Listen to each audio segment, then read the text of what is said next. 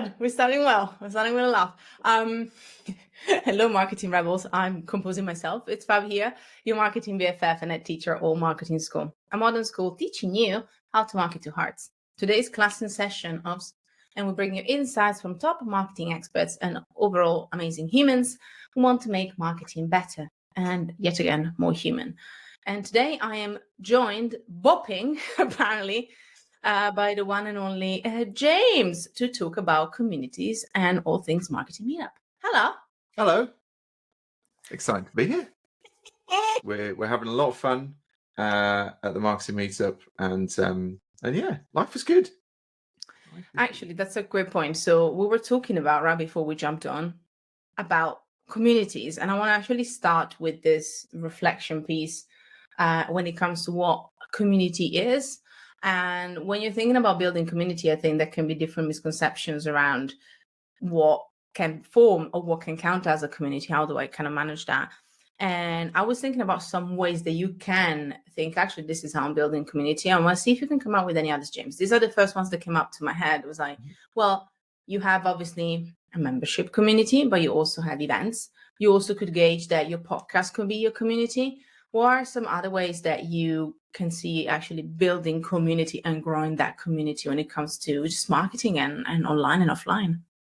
Well, I think community is a really popular word right now, in the same way that, content became a thing, and, community seems to be something that everybody wants to jump on board with.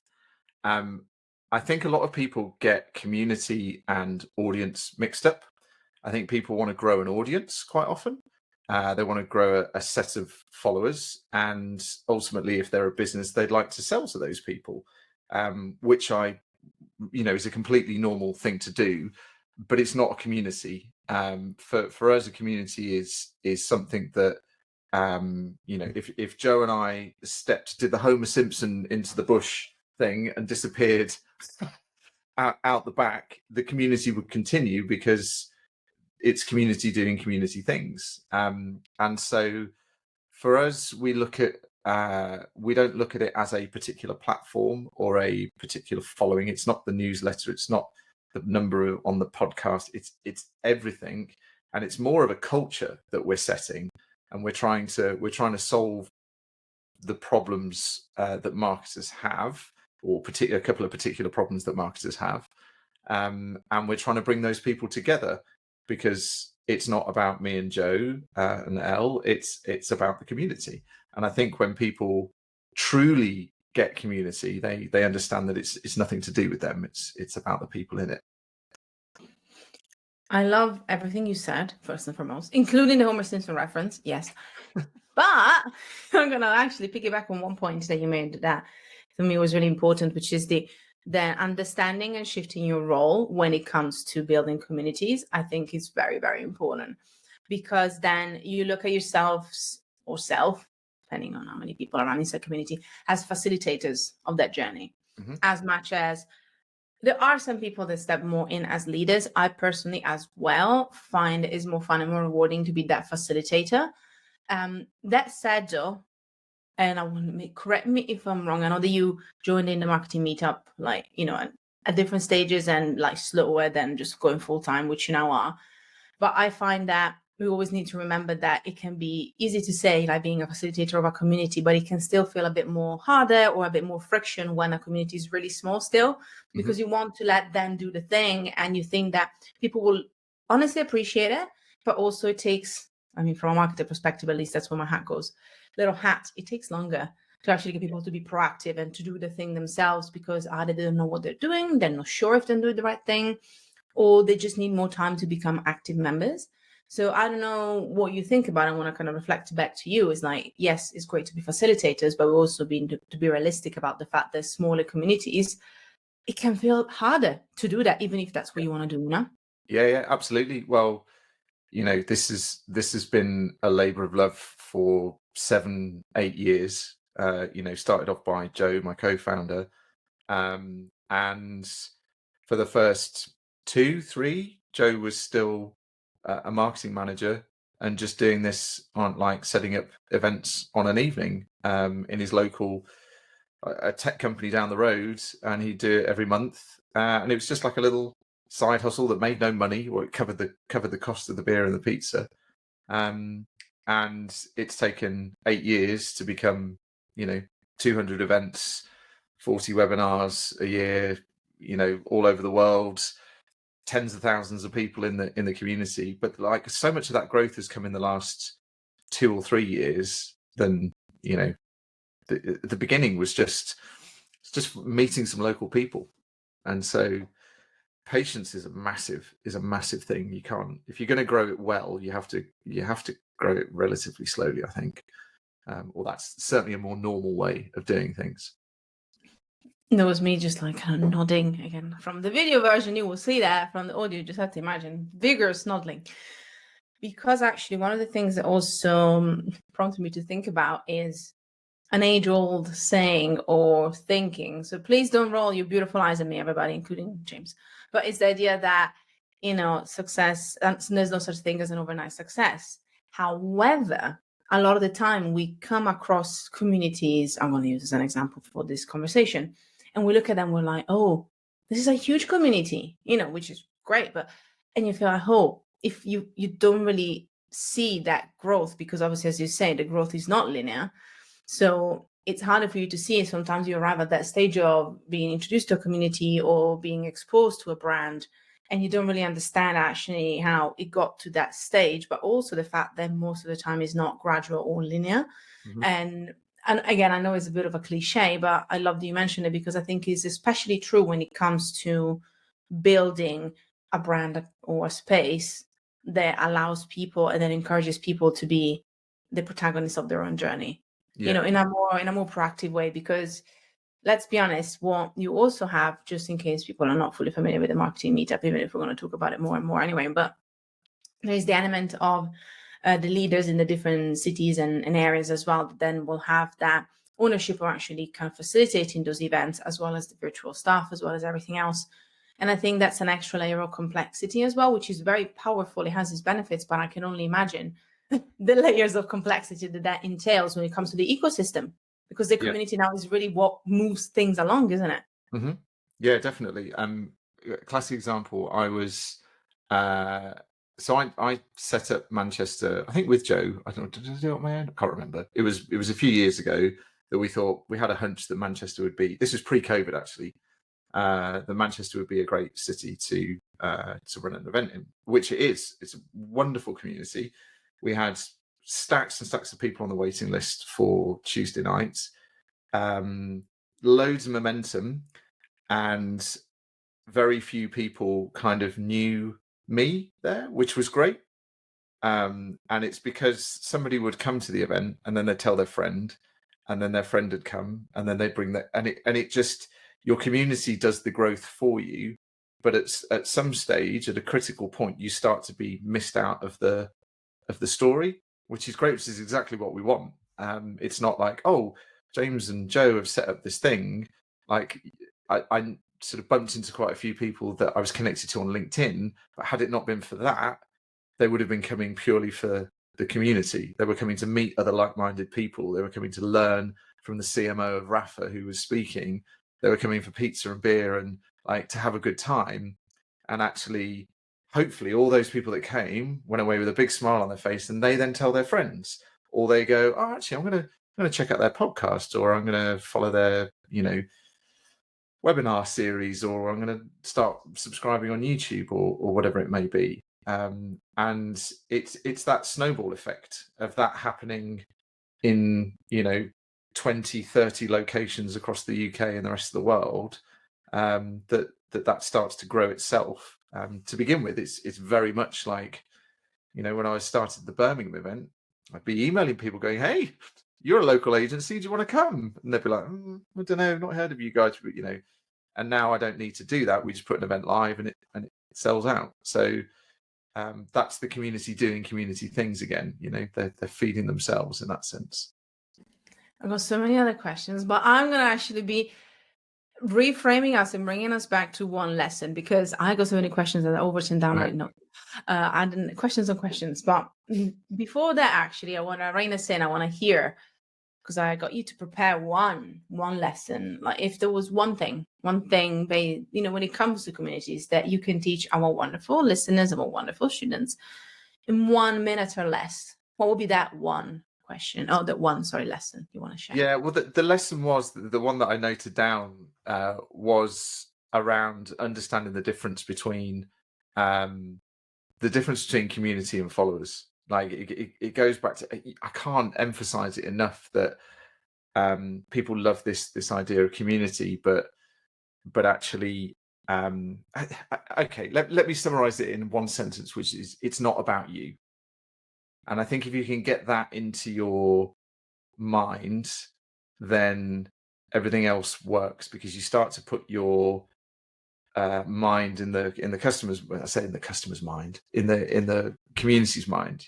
Why would I come to an event? Why would I come to your webinar? What's in it for me? And that's not necessarily we'll come on to our values later on, but ultimately, what problems are we solving for people? And if we can understand, if we can truly empathize with marketing managers, which is kind of our key demographic, is the person wearing lots of different hats. Like, if we can't solve problems for them, then really there's no big draw to coming. So don't make it about yourself and kind of go, we do all these wonderful things. Turn it around and go, what can we do for the community to light the fire and let it grow, sort of thing. There's a great point, and I know that you mentioned talking about your values later on, but I might bring it back now because I want to pick up on a great point that you made, that I was thinking, especially as we were talking earlier about this difference between community and followers, which was around the values. And I want to give another example, which I mentioned twice in the space of 2 podcast episodes, because I want to share a bit more about our journey, funnily enough, talking about I and you. And part of what I was sharing in the latest episode, if you listen to them in order, was my experience with Women in Tech SEO, where I also met, by the way, part of the team in the Marketing Meetup. And amazing Arij. She epitomizes community. She's brilliant at it. Exactly. By the way, I'm not gonna spoil it, but stay tuned. We'll meet Arij. Stay tuned.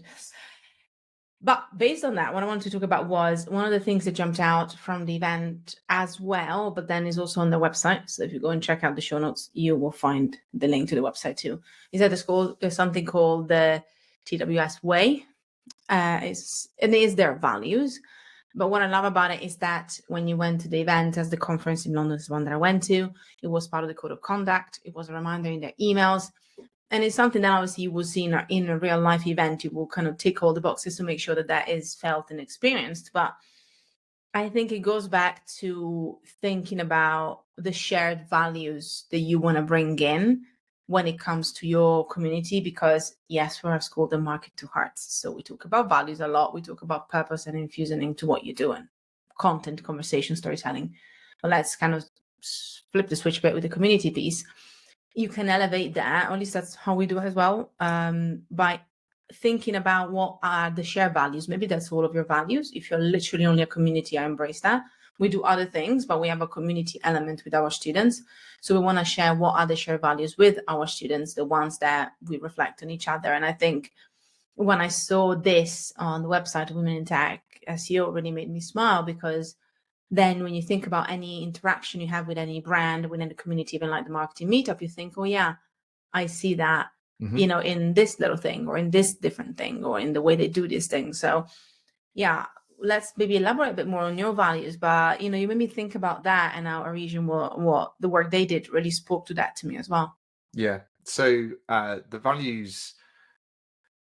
The values are everything, right? So what we're effectively doing is building culture, and by building a particular culture around a set of values, we start to attract more people that think like that. So in the very, very early days, you get quite a mixed bag of people coming to our events. People who we didn't have a brand, so people didn't really understand what it was. And slowly over time, we've patted those into shape. And now we talk about them at every single event, and we live and breathe them. So if you come to one of our in-person events, every single local host will tell you that we have 3 rules. And when we say rules, we're in inverted commas, we're quite soft on that. But it's listen, say hello, and be positively lovely. And those 3 are, if I break them down, listen is about not just listening to the speaker, but listening to the person you're meeting. So too often in networking, people are very quick to tell you about their wonderful business and shove a business card up your nose. We encourage people to listen and make the other person that they're talking to, give them space to breathe in that sense. Saying hello is a huge one. My co-founder Joe is a real introvert and finds networking really hard. And so we want networking to be really easy for people.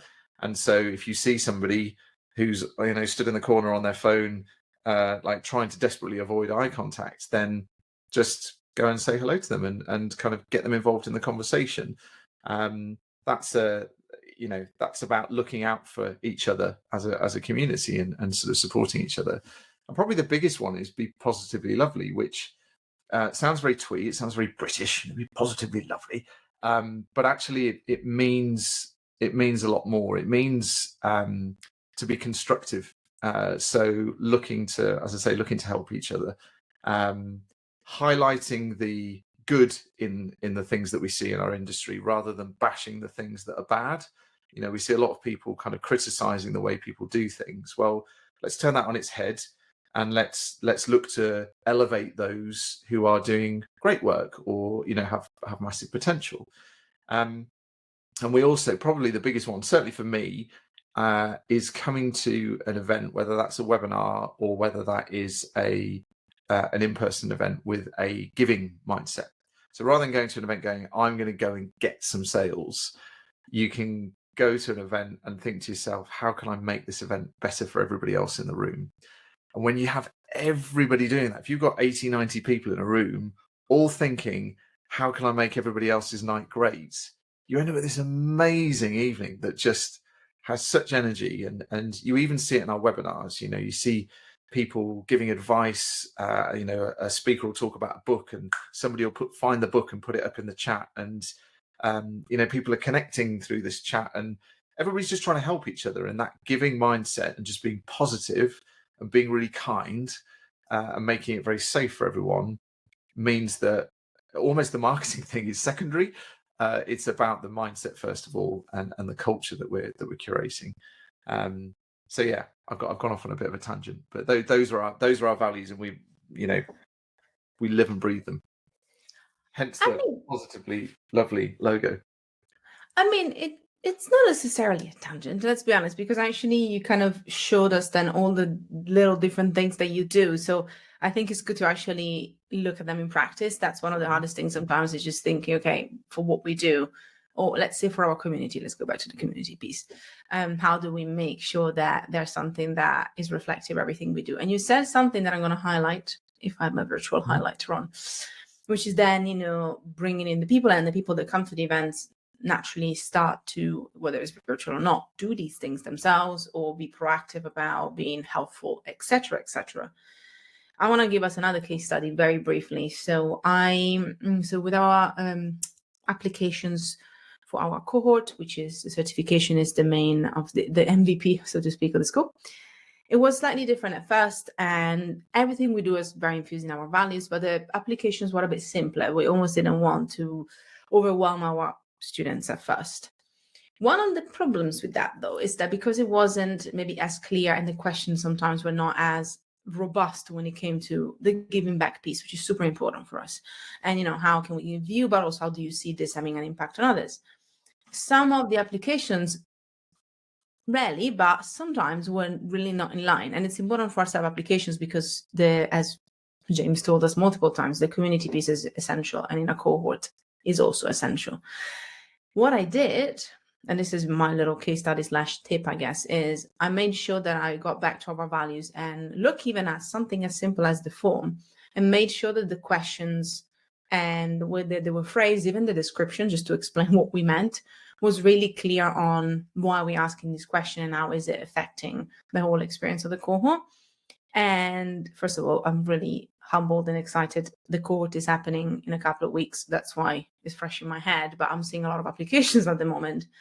And they are all, maybe I saw one that maybe wasn't fully in line, but almost all of them are spot on with the people that we really want to support, with the people that can give the most to the other students, with the right fit of amazing people we can bring together, because otherwise the experience is not obviously beneficial for everybody. So just to explain that even some of the little things that we think it doesn't really matter if it's not fully in line with what we do, if it's not clear, your audience will pick it up and you will actually attract the right people. I don't know if it's making any sense, but you maybe think about that. It was a shift. We do something. We do something like this. We talk about magic moments internally, and we have a list of them. And this is kind of how we, I hate the word, but codify what we do in lots of different locations. We don't want it to be corporate, and we don't want it to feel stiff. But there's certain things that we've learned over doing hundreds of events that we know can make the event better. And so we encourage our organizers to think about these things as we do them. And one of the things that I started doing a little while back was, so I was head of sales for an agency, and I went to Joe's event. This is how we met, because I was behind on my targets. And I was like, oh, God, I'm going to have to go and sell to some people. You know, I've got to go network and, you know, do some biz dev. And so I went to the Cambridge one. And immediately when I got there, I was like, this isn't the place to sell.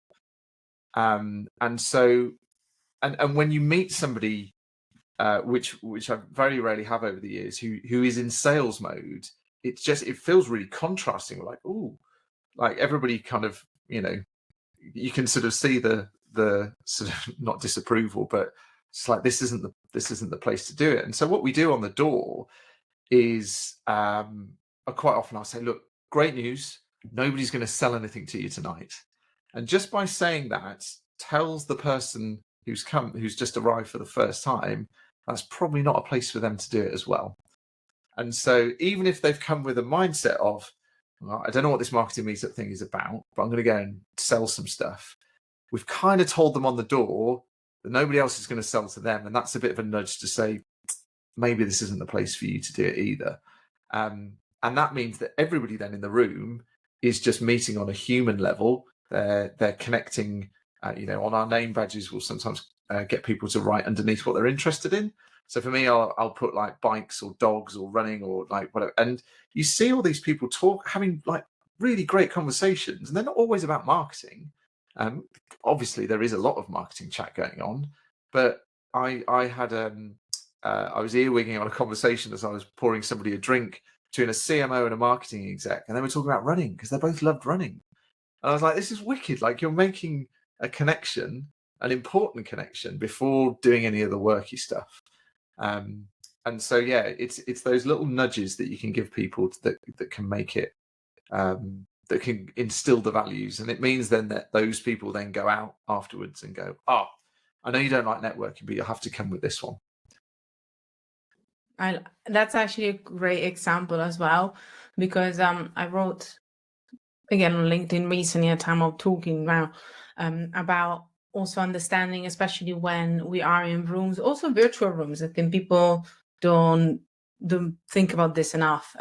Hosting a lot of virtual rooms, especially with like cohorts, means everybody's face to face, not necessarily webinar style.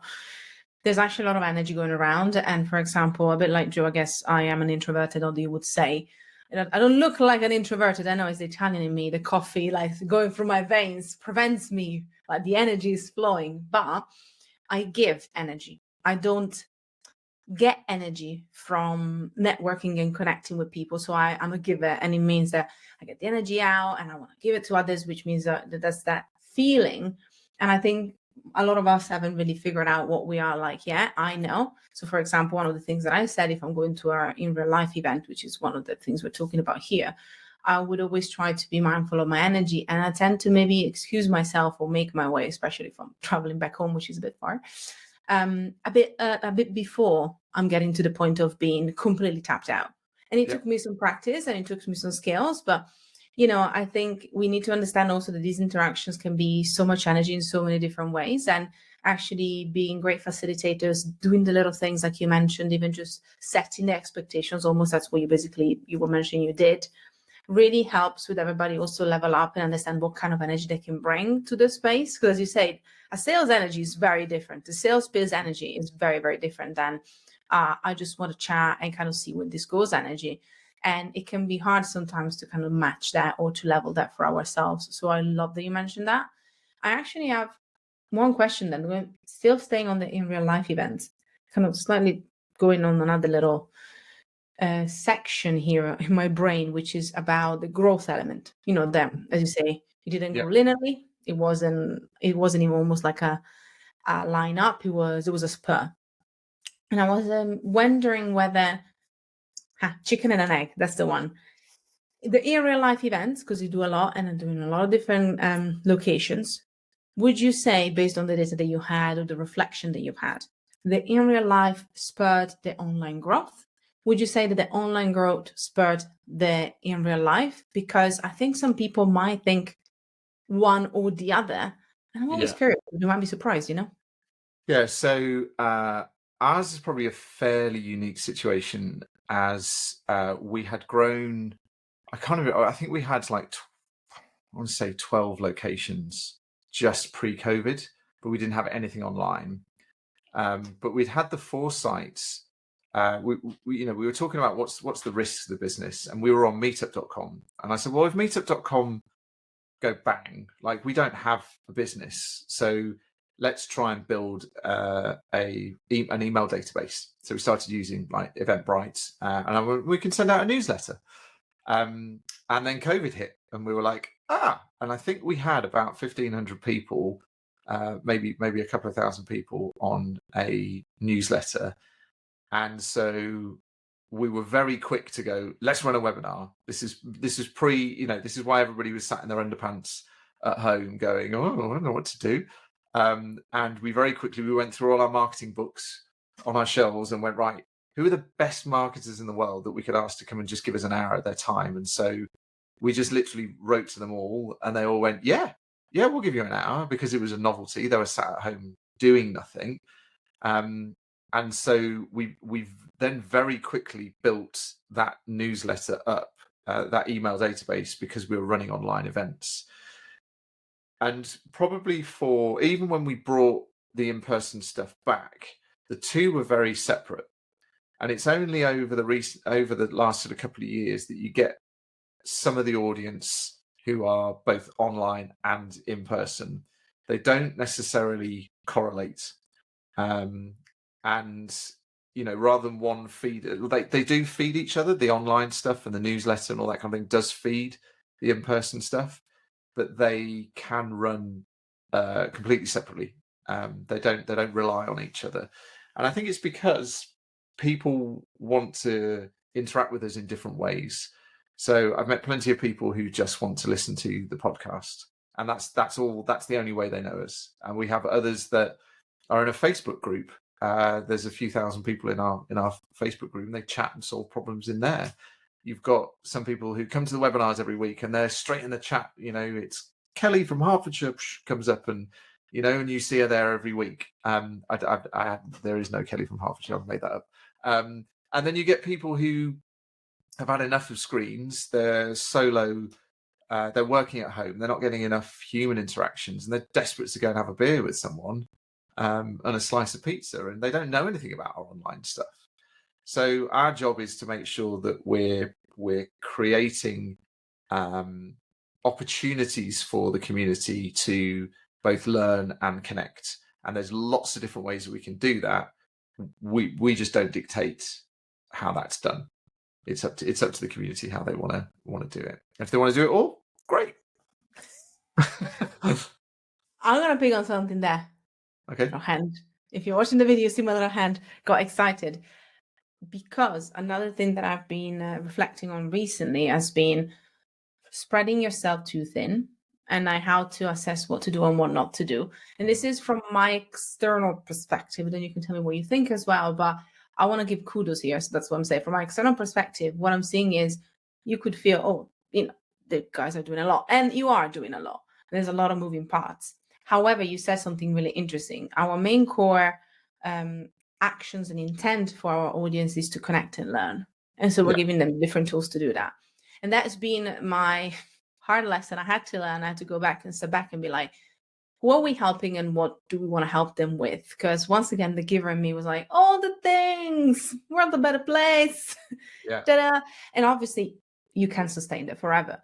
So what you mentioned there, that even just the intent, the actions of connecting and learning really spoke to me, because that's what I will reflect back. If you're listening, if you're watching, however you're, consuming this, is think about what is the main intent? What is the main, if you're building a community, especially, because let's be honest, customers a lot of the time is more about the job or the product. But if you're thinking about community, what is the intent? What is the real actions that you want the community to take? And I think it can be a really good guideline of the thing that we want to try. You can try it, but also, is it really in line with what we're doing?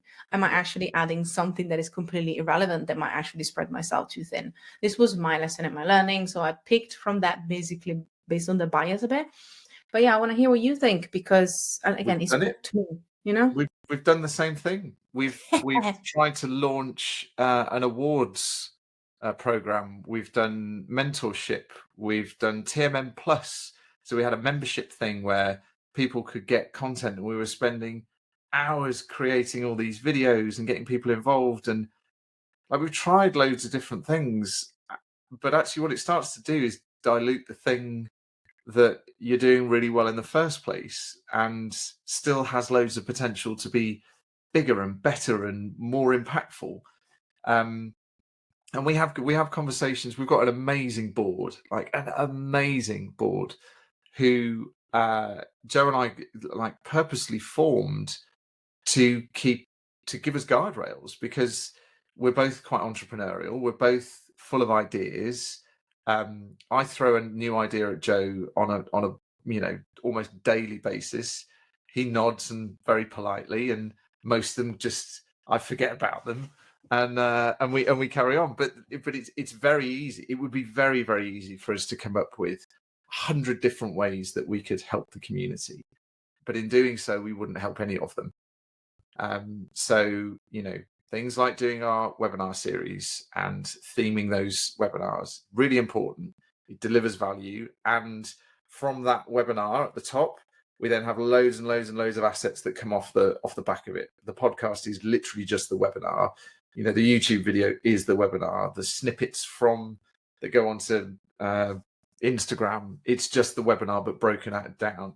So we've made that kind of workflow easy, but essentially it is online events and it is in-person events, and we do a few other things kind of outside of that. But that's where last year we spent time growing the number of events, so we have them all over the world.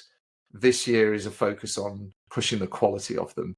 So Joe and Elle are all over the country this year so far, going to events that are being run by our local organisers and trying to work out how can we make them 10% better?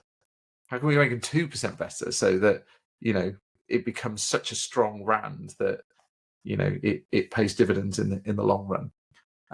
So yeah, it would be very easy to get distracted, and we still do. We're not perfect, but definitely something to be mindful of. The shiny thing. That's actually such a great lesson, because I think it speaks a lot, first of all, to the idea people like myself. I mean, you and I in the same room probably be a disaster, because we will have like 17 business ideas in about 5 hours. We'll be like, we can do it all. So anybody else, if you're dear listener, if you are in that camp, we get you. It's okay. Yeah, it's a problem. It's a real problem.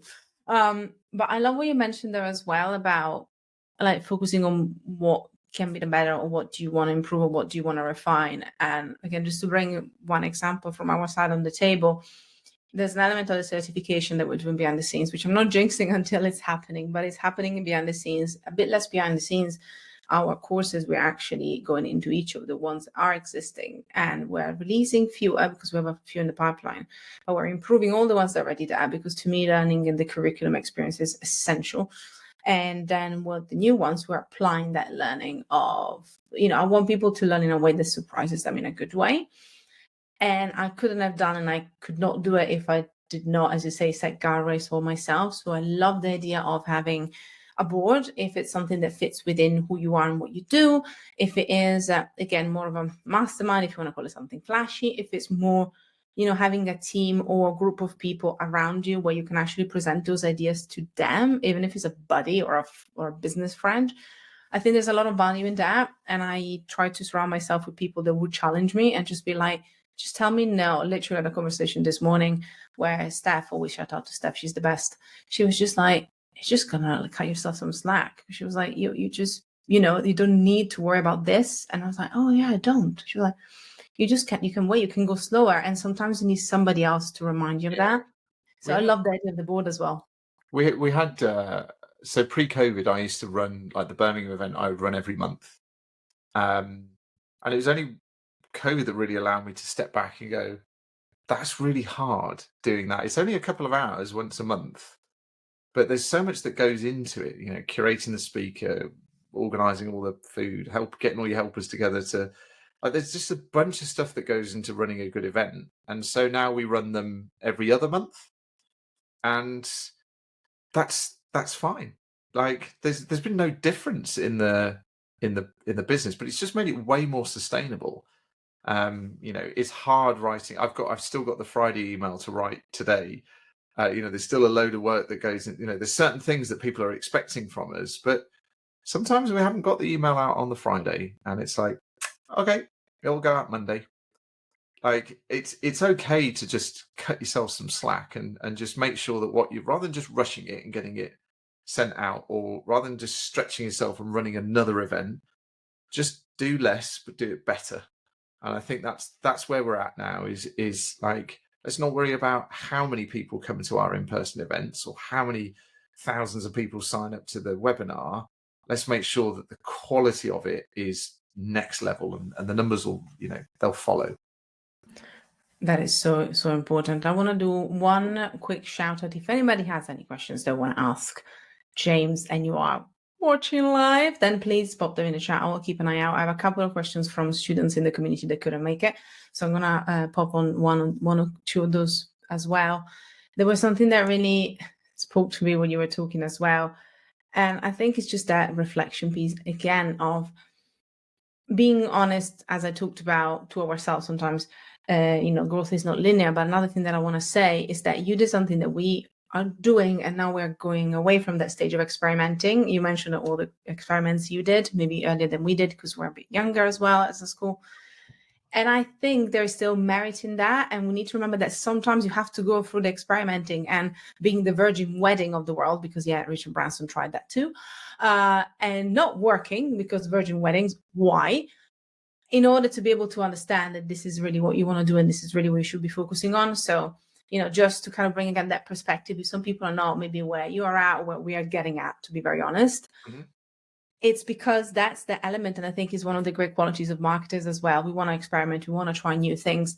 And what the things that can learn from that is not just whether it works or not, but also the importance then of figuring out the little gems that you really want to, shine a spotlight on. Yeah. So I just wanted to, because there might be people on that stage of that path. Yeah. And that's a great stage to be at, Experimenting is key. Like we've done all sorts of things, and we still do now. Like we created like a dinner for a brand the other day who wanted to a big company that wanted to speak to very specific people in our community, and we set up a dinner for 40 people down in London, and we didn't know how it was going to be. Like, this could be a complete disaster, but we had an inkling that we could run quite a good event for them, and it went really well. And now we've got loads of different brands going, oh, we'd like to do that, but we'd like these type of people in the room. We're like, cool, as long as it's fun and the food's good and the vibe's good, then we can do that for you. But when I say like experimenting is actually at the core of how we operate. Like our initial newsletter, it's kind of embarrassing to say, we used to have this alternative Wednesday at 2, we used to call it. We used to send this email out at Wednesday on Wednesday at 2:00. And it would just be something really random that would like that would make people smile. I think Joe sent one out that was completely black with black text, and it was this story of I can't even remember what it was, but you had to highlight it to be able to read it. Just stupid stuff that probably got a lot of unsubscribes. But certain elements remain in the email newsletter. So if you see when we send our Friday one, it will say, "Oh, hey James, you," and then it'll be like "you ray of sunshine" or "you apex predator" with a warm smile. Just something stupid. And we did that once or twice, and then everyone was like, "Oh, you made my day with that." And we're like, okay, there's a personality thing that's very us, because we're a bit silly, that people really like. It's very non-corporate. So now we just have a load of fun writing really silly introductions in our emails, and we provide lots of useful stuff in the email, but it's we can have our little moment of personality in there as well, and that can only come through experimenting. So yeah, it's key to still make mistakes and throw stuff at the wall occasionally. And same will stick like this, Yeah. because apparently that's what Italians do with spaghetti. We don't. I don't think anybody's wondering. Just throwing spaghetti at the wall. Sometimes you do, but not because of that. We're not going to get into that story. I have a question. It's kind of like a three-part question, so I'm kind of merging it into one because there were different questions, but to me, it's kind of all the same. So within the community, there was a lot of conversations around looking at a community like the Marketing Meetup that is not like the Meetup Plus you mentioned, there was a membership, but looking at this type of community, and I think there was questions about then the sustainability of the business model. I think from an outsider perspective, it's like, how do you grow in a way that is sustainable to you, but also that you're making money when maybe you're not asking the community itself for too much commitment or value in return. I don't know if you're open to talk a bit about that, because in different ways it all came up, because it's like a great type of community to build and it's very exciting, but a lot of people felt daunted about that as well. So the beauty of the Marketing Meetup is it is quite scalable. So I ran a video agency for 6 years. That is not scalable. Like, if you want to grow it financially, you either charge more, you get more work in, which requires more equipment, which requires more film crew, more editing, more emails, more finance. Like, it's just more of everything. And I'd got that to a decent size, but I was absolutely exhausted. Whereas the bigger our community gets, the more valuable it becomes, because we reach a bigger audience, and therefore that means that we can charge a bit more of a premium on the sponsorship side of things, and that means that we can invest more back into the business to do more things that are valuable to the community, and it spirals that way. But it doesn't necessarily need loads more people. So we're quite lucky that people say, "Oh, how many have you got in the business?" And well, there's 3 of us. But actually there's arguably there's 53 of us, because there's all these local organizers, and then we have people like Penny and Joe, who you met from Cabo, who are help us with our web development, and we have Sophie, who's helping us with some of our social media stuff, and we've got copywriters, and we've got accountants, and like all these different sort of freelance businesses that are working for us, and then the local organizers and all their support crew, who are looking to build their own communities. So they're not, it's under the banner of the Marketing Meetup, but ultimately, if you're starting a Marketing Meetup in Colchester, they're not our people, they're your people. Like, you're just taking our values and applying those locally. So whoever runs a local event will be the sort of center of that community. So it grows, it scales quite well. The challenge comes when we want to add in like a course, or we want to start doing, we've talked about doing a big conference, and I think that's something that will probably happen, but we're going to need more help, and we're going to need probably a little bit of either digging into the piggy bank or a bit of funding to help, if we're going to do it properly, to have an amazing conference and it to be profitable, then that's going to take resources, and we can't take our eye off the ball of the day-to-day. And so at the moment, the business is very scalable, but going back to that point of not getting distracted, it's a case of like, if we're going to place a bet, like we've got to be damn sure that this is something that isn't just going to be a big old distraction. So yeah, the community helps us scale organically. Everything that we've done so far has been organic. We've had no paid ads to grow the community. But we've got a few events over in the States. Well, Joe and I have both got 2 kids. Elle's got 2 kids. Like, do we want to be spending our time on an aeroplane like once a month going to America? Like, exciting once or twice, but I don't want to be doing it every month. And therefore, we would have to make sure that business model works in America and hire there and, grow it there as well. So yeah, it does scale quite nicely. But it's a case of making sure that the bets that you're placing are fairly solid. I love that. And I love the element also of understanding how it fits with your lifestyle as well, and the way that you want to lead the business and the way that you want to balance everything else around it, which I know is huge, even just seeing some of the stuff that Joe shares as well. And having met Elle again, we're talking off air, like meeting the whole ecosystem of the Marketing Meetup as well. And it's similar to what we get asked a lot. It just made me think about that. How many people are in the team? And up until 3 weeks ago, it was only me for a long spell. And I was like, no, it's been only me for a while. And people were like, what? So much so that the new team member, Lisa, shout out to Lisa too. She's amazing. She's been saying to me, I don't know how you did it all on your own. And I was like, I had to, in a way that when you would want to help your community, you want to show up, you want to do your best. But, there's something to be said about, I agree with you. And I love that you broke it down very well. And as well with the example of the agency on the other side, there's the element of scalability from the choice of what you do, what you offer, the support that you're getting and the way that you're getting it. And I think sometimes we just need to be reminded there are options that we can make up ourselves. Maybe modeling something that exists is not like completely new, but we can then make it ours to make it fit with whether it's our needs or the way we want to fit the business within what we do, right? That's kind of like one of the core things. Yeah. And protect, I spend a lot of my time that in my 20s, I worked absurd hours, drove absurd miles, and just ground myself into the floor for the sake of, keeping my employer happy. And I don't know, I think we've just like Joe's 11 years younger than I am, and he's got a very young family. And so I want to make sure that we're protecting his time and his energy, because he's such a talented guy.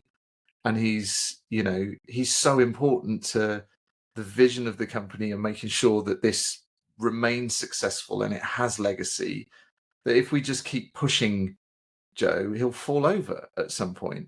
And so, a lot of my job is I'm not quite as public as Joe is behind the scenes trying to protect him and his time and his energy. In the same way that we need to make sure we're doing the same with Elle.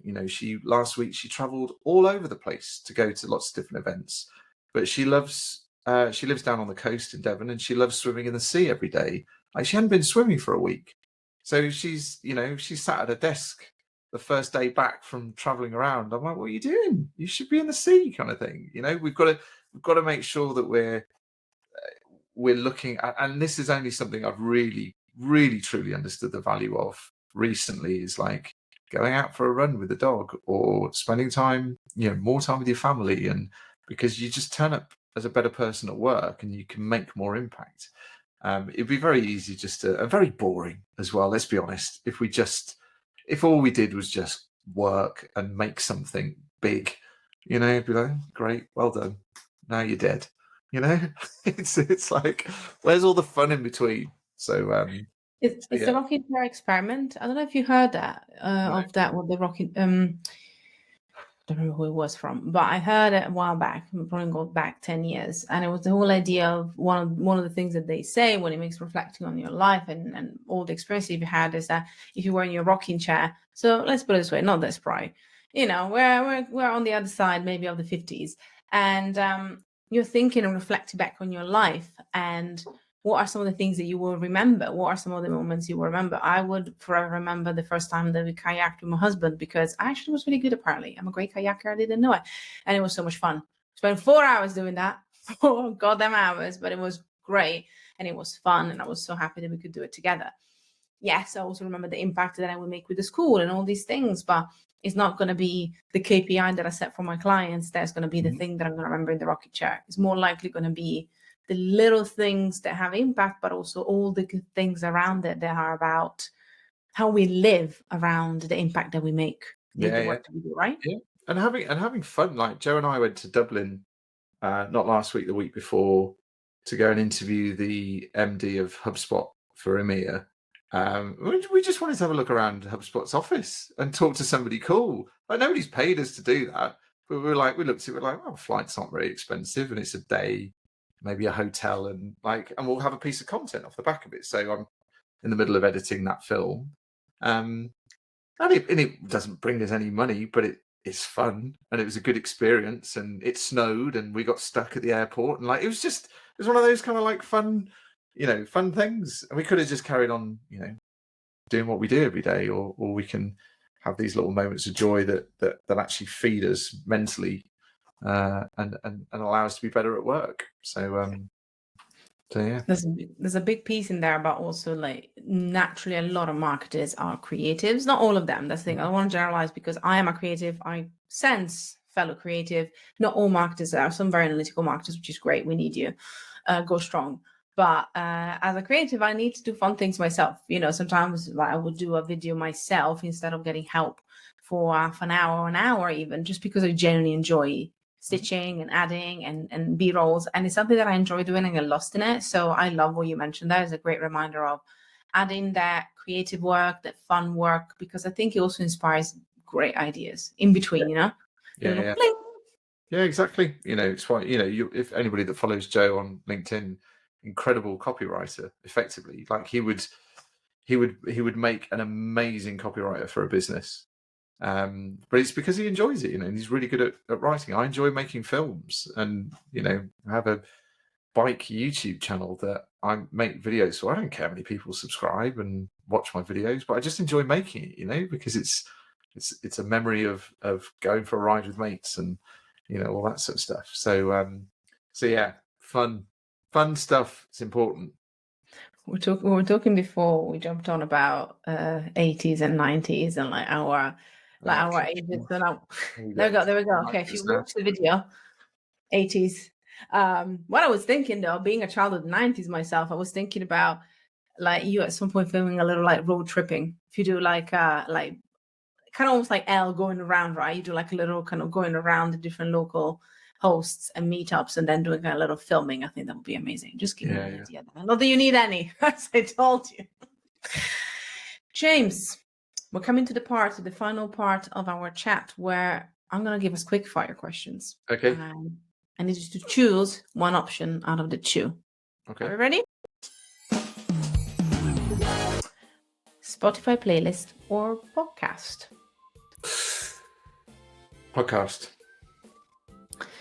One recommendation you might have for that one? The Adventure Podcast. So it's known as, sometimes it's called Terra Incognita. It is a brilliant podcast about people that go on adventures. I've been listening to it, and they've got a publication, a sister publication. I think I've got one over here called Sidetracked Magazine, which is all about people doing cool stuff with beautiful photography, and so a nice print magazine that goes with it as well. Oh, I love that. Matt Pycroft is the guy that runs it, so shout out to them. Voice notes or texts? I hate to say it, probably voice notes. No, yeah. There's no noise for lovers. Honestly, we've got lots of people that chose voice notes very proudly, so it's okay, But did you know, just to jump in, did you know if you hold down on the video, it brings up on WhatsApp, it brings up a little circle, and you can video effectively voice note now. I was like, oh, hello. So I'm probably that guy sending you a video. So I should add that as an option as well. Video note, voice note. Video note, 100%. I love that. Excellent tip for anybody else. Carousels or reels? Reels, no question.